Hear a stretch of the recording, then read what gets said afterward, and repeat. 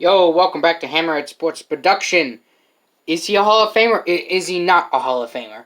Ricky Williams.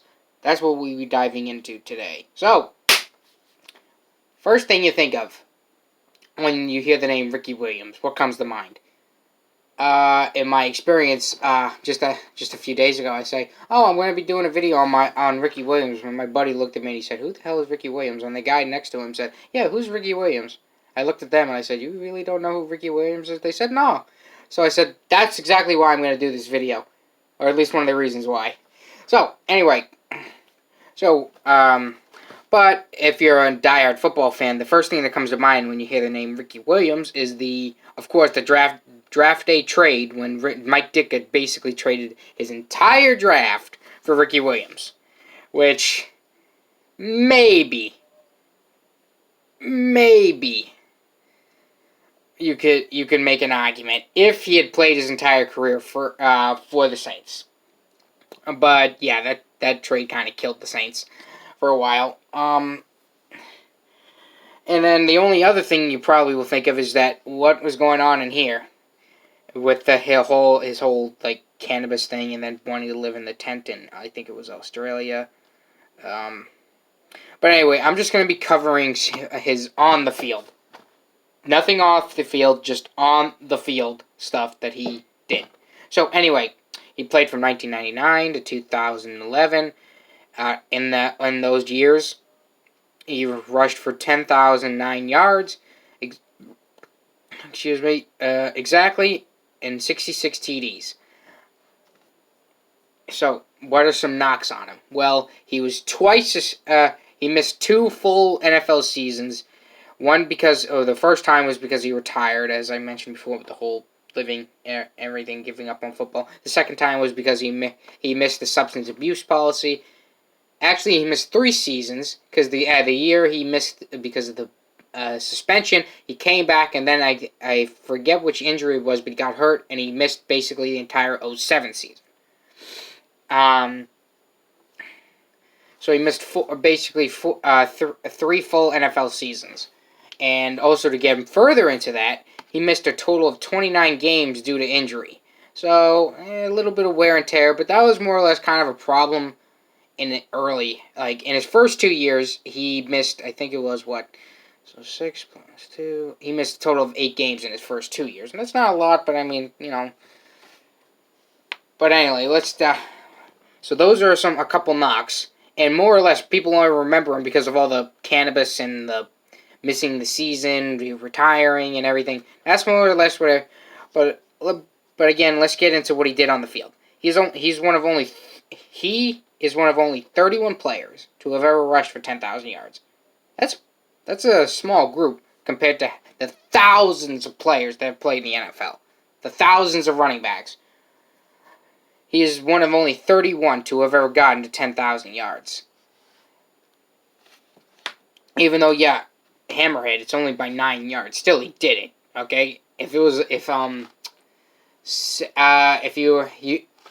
like a person with Emmitt Smith, say he scored bunches and bunches of touchdowns, you'd say you'd be making like the same amount. Even though he only rushed for just 10,000 yards, just over 9, you'd still make that. But also, Edgar and James put it best. One NFL player is equivalent of a car accident. It's like so imagine he was a workhorse. In 3 straight years, he had 300 attempts. So that's around 300 car accidents per year. Just imagine the pain. And in those 3 years, he didn't miss a game.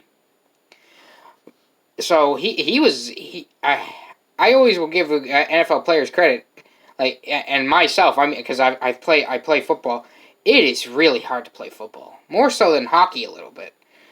It is so painful. It's not you. It is really painful. So you gotta give him a lot of credit there. But let's get into some of the good stuff about him. Between 2000 and 2003, he rushed for at least 1,000 yards. In 2000, he rushed for exactly 1,000 yards, which is very strange, but gives you something to look at every time you look at his stats. And in 2001, he rushed for 1,245 yards. 2002, was his best season. He rushed for 1,853 yards. And in 2003, he ran for 1,372 yards. Like, that was his real prime right there. That was his real prime. Then after that, I mean, he had a few decent seasons, but never really got back to that. And I think he missed out on the Super Bowl by 1 year if he had stayed with the Ravens, because it was a 2-year contract with the Ravens. But anyway, so he only made one Pro Bowl, and that was the 1,800-yard season. But really, he should have gone to at least 4 Pro Bowls, and I'm going to tell you why. As you probably are thinking, if a guy ran for at least 1,200 yards, that's usually a guaranteed Pro Bowl. Well, not in this case, because he didn't make the Pro Bowl. And I found out why. 2001, Pro Bowl running backs were Marshall Faulk, Ahman Green, and Garrison Hearst. Each rushed for at least 1,300 or more. Excuse me, actually, 1,200 or more. And then Marshall Faulk and Ahman Green both rushed for over 1,300. And Faulk that year was the MVP, I think, and rushed for and had over 2,000 yards from scrimmage and made it to the Super Bowl. We all remember that. Ahman Green made the playoffs, and Garrison Hearst made the playoffs, but that year, Ricky didn't with the Saints. So I wonder if that kind of factored in. Again, if there was a fourth spot, I definitely think he would have made it. But I think he should have made it over Garrison Hearst.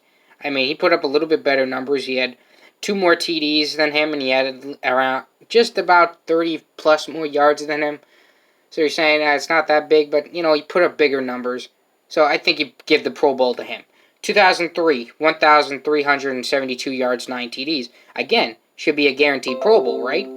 Again, not in this case. 2003 Pro Bowl running backs. Once again, Ahman Green, Deuce McAllister. Deuce McAllister took over for Ricky after he went to the Dolphins. And Shaun Alexander. Each rushed for at least 1,400 or more. Ahman Green doing 1,883 yards. Ahman Green as a team was 8-10-6. Deuce McAllister was 8-8, and Shaun Alexander 10-6. In this case, I don't think the record played a part because I think his Dolphins went 10-6 in 2003, Ricky, but they didn't make the playoffs. So maybe not a record a big factor, but just because other running backs were putting up even insaner numbers than he was, that they got the nod instead. But you can say that was a Pro Bowl season for him. Because honestly, that's usually guaranteed Pro Bowl. And then 2009, which is, in my opinion, the last time he really could have had a chance at a Pro Bowl, was he rushed for 1,122 yards and 11 touchdowns. And the reason he didn't make the Pro Bowl that year, 2009 Pro Bowl running backs were DeAngelo Williams, Frank Gore, Steven Jackson, Adrian Peterson. This is when they started this particular year. Or they started doing four running backs for the NFC. I don't know exactly when, but that year they had 4 running backs. And you're saying, well, wait, there must have been 4 running backs better than Ricky Williams. You'd be kind of right, but it's a little bit more murkier than that. As I said, he rushed for over 1,100 yards and 11 touchdowns. DeAngelo had, and now remember, he did this in 16 games. And he did this in 16 games, the 1,100 in 2009.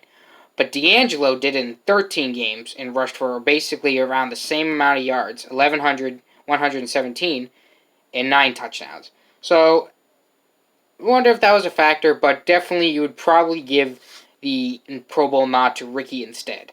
Frank Gore rushed for 1,100 too. So you could either take him out or Ricky. I mean, DeAngelo. And then Steven and Adrian Peterson both ran for 1,300 or more. So those two are definitely going to get in. So that's my point with the Pro Bowls. And then with the 10,009 yards, he has more rushing yards than Clinton Portis, Matt Forte, Chris Johnson, Shaun Alexander, and Earl Campbell. the guy he was compared to while at Texas when he was putting up gargantuan numbers. Eric Dickerson himself, I think what he said something to the extent of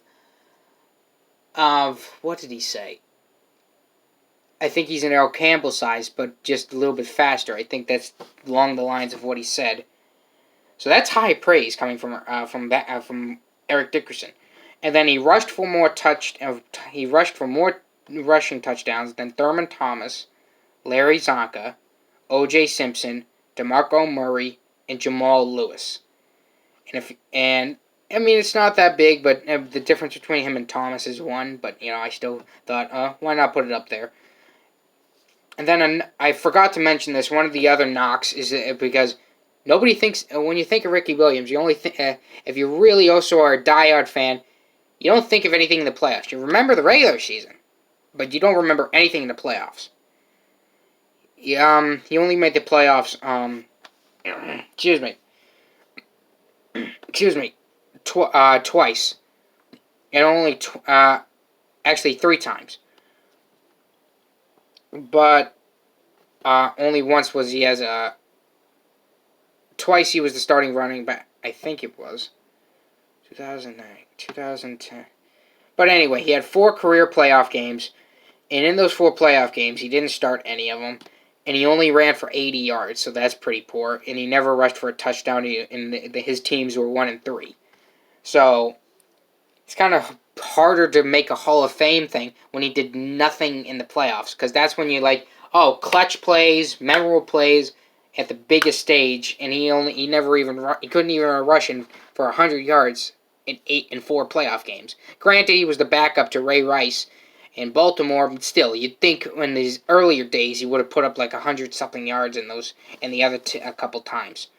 But no, he didn't, so that was a bad knock on him. So, you and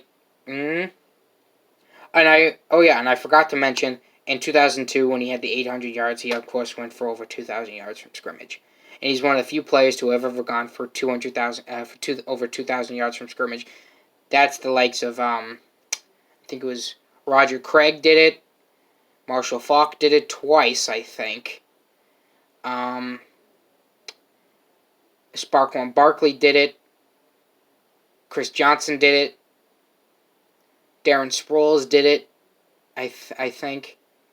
And there was one other guy who did 2,000 yards from scrimmage. God, I can't remember his name. But anyway, that's a pretty good company, too. He's one of the few players to have ever done that. 2,000 yards from scrimmage. Actually, I think Earl Campbell had over 2,000 yards from scrimmage, too. I think in his second year when he ran for 1,900 yards. So, I hope I got you thinking there. I mean, with all that, I mean, you can still say, okay, he's not a football player. He's not a Hall of Fame. Excuse me. So, I hope I got you thinking there. So, see you next time.